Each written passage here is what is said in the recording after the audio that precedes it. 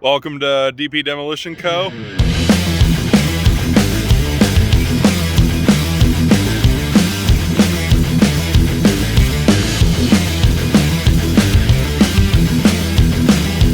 Today I'm going to be working on this Dynamark Racing Mower. There's some pictures of it in the promo video. Last year got it all ready for its third race. And the transmission shelled out. I'll show you some pictures of that later when I get tearing into it. I'm still looking for a transmission right now. I don't really want to spend $400 on a used unit, so I'm trying to find something a little bit better priced. The engine that was in it, it was only a 12 horsepower. It still runs, it runs really good, but it's leaking oil out of the governor and leaking oil somewhere else, so trying to find a replacement for it.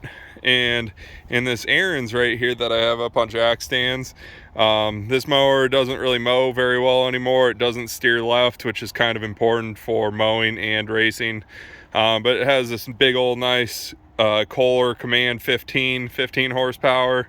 Last time I tried it out, it ran just fine, so I'm gonna try getting it pulled out of there today, get it plopped in the Dynamark, and see if we can get the wiring all figured out and see if we can get it running. Got the old Kohler out of the Aaron's. Still need to get the drive pulley off of there so I can get it in the Dynamark. So the Dynamark only has a big enough hole for the crankshaft. I don't think the bolt holes for the engine are going to line up, but hopefully it will even fit here under the hood. Get that pulley off, and we'll plop her down in there and see if she fits. Got the pulley off and she fits, just barely. Luckily enough, it almost looks like the bolts might line right up. Only really tight issue is right here with this steering arm. We must have some sort of electrical issue going on.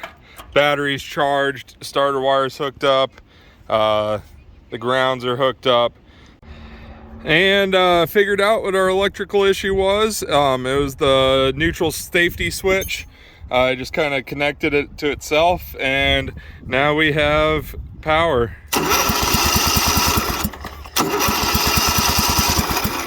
I don't have fuel hooked up. Once I get the fuel hooked up, I need to attach these grounds a little bit better, and then I think it'll start.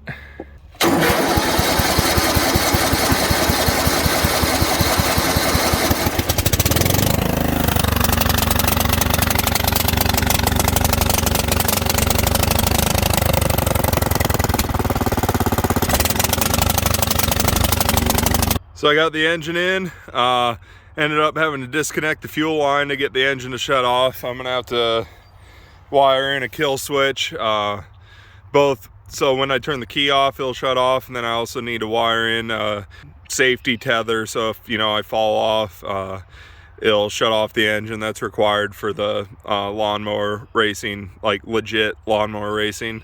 This is the transmission that was in the mower. It's a Foot Model 35, just a forward neutral reverse gearbox.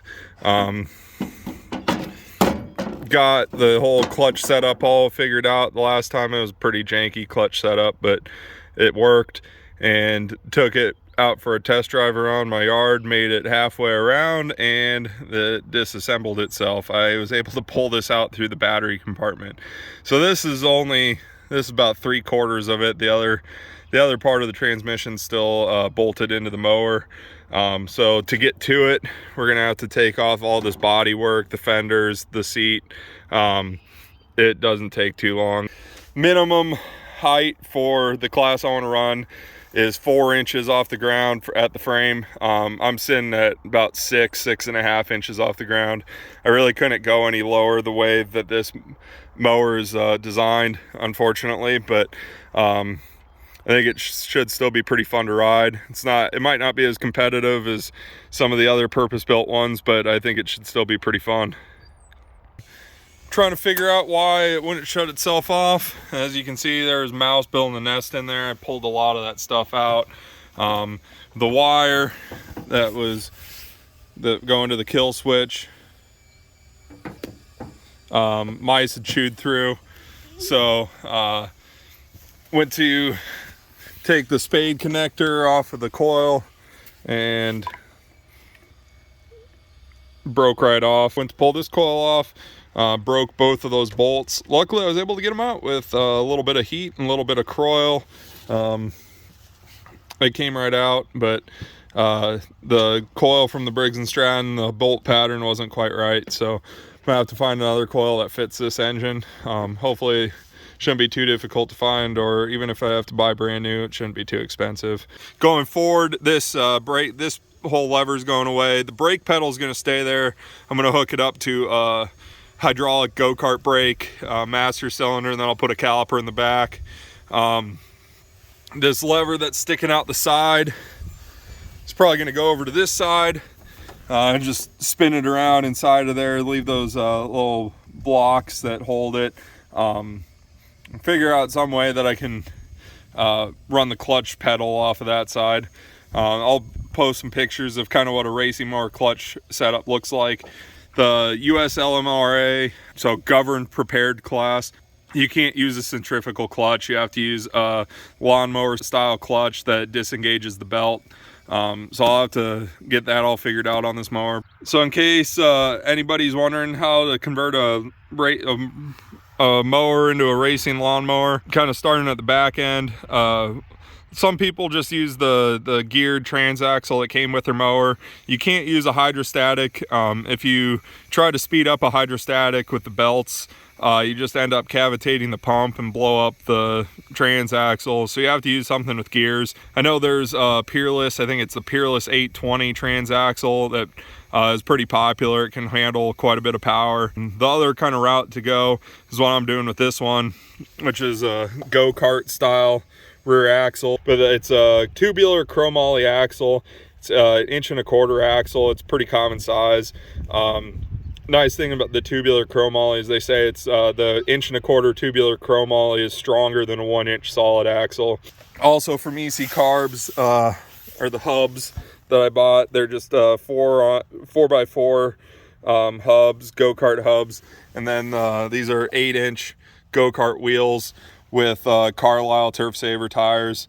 Got them off Amazon. They really weren't too expensive. They're a little bit smaller than what would have come on here stock. The biggest thing too with lowering and racing these mowers is the steering setup. This is kind of my homemade setup. I'll try to get the camera in there. I don't have a welder at home, so everything I tried doing without welding. I did end up having to weld the spindle onto the knuckle or upright or whatever you want to call it. The other setups that I've seen basically have these heim joints reversed, where they weld on a plate right here, and then the heim joints bolt to the plate. And the nice thing about those is you can adjust the caster real easily. The way I have these set up, you can't adjust the caster at all. You can adjust camber a little bit, take these washers off, put them on the other side of the plate. You can adjust the camber a little bit, and then of course adjust toe with your tie rod. I cut those spacers for the spindles, and then I'm still just using the original front wheels. I did drill holes for cotter pins and castle nuts. The other way you can do it is use a little bit longer spindles, then put lock collars on the outside, but this is kind of the way I wanted to go. Other side, same kind of deal, but then I had to add that extra plate up top for the steering. Everything I did with an angle grinder, pretty much, and a drill press.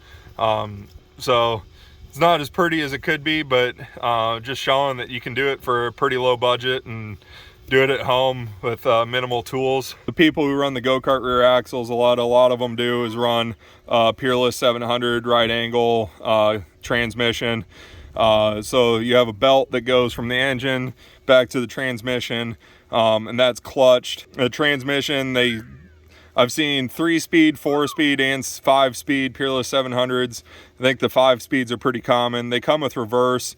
To race prep them, you take reverse out. It's chain driven, and you know, with the higher engine speeds and everything, those chains can come apart and tear everything apart. Then also, you remove all the grease out of them, fill them with gear oil, so they can withstand the higher speeds a little bit better. That would go where that broken chunk of transmission is in there. And then chain drive back to the rear axle. A lot of people use number 40 chain. That's what I'm going to go with on this. I was using number 40 chain before. Just continue with the number 40 chain. And then the other thing I added is this hip rest or hip support. So when you're going around a left-hand corner, it tries to push you off the side of the mower. So put that on there to help keep you in the seat. With the GP class mowers, you can't offset the seat for weight distribution. The seat has to be centered on the frame. Same thing with the axles and tires. So the rear tires are centered on the frame, the front tires are centered on the frame, and maximum width for GP class is 40 inches, right at 40 inches, so good to go. So I know this wasn't a real exciting episode. Jaden just had a baby, like I said, so it hasn't been real available. So I just figured I'd give you a rundown on the racing mower setup. And we're nearing the end of April. It's almost May. We're gonna be racing anytime now. I don't have a transmission. I have an engine that kind of runs. So really need to get working on this racing mower to be able to take it over to Jaden's and tackle the Talladega Speedway. I know Lurch is working on a mower right now. Jaden has 2 of them. Should have a few other people working on mowers. So hopefully we can get some good racing in this year. Like I said, I'm working on getting it set up for the GP class for US LMRA. There's a track about an hour and a half away from here that does US LMRA sanctioned racing. I wouldn't mind taking it down there, so that's kind of why I'm building it for that class. So it should be a good time. Don't forget to like, subscribe, share, whatever you do with YouTube videos.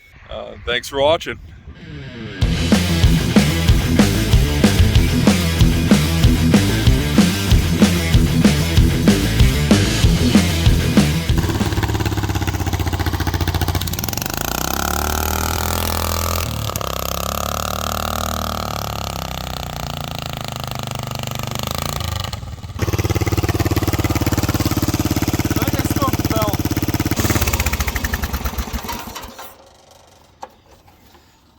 Wrench to ground it out because I don't have a kill switch hooked up to this apparently. So I know this thing works. Probably gonna get some new belts for it and see what it'll do. My goal for this one, either a racer or I want to put a gin pole out the back and turn this into a wrecker, a mower wrecker.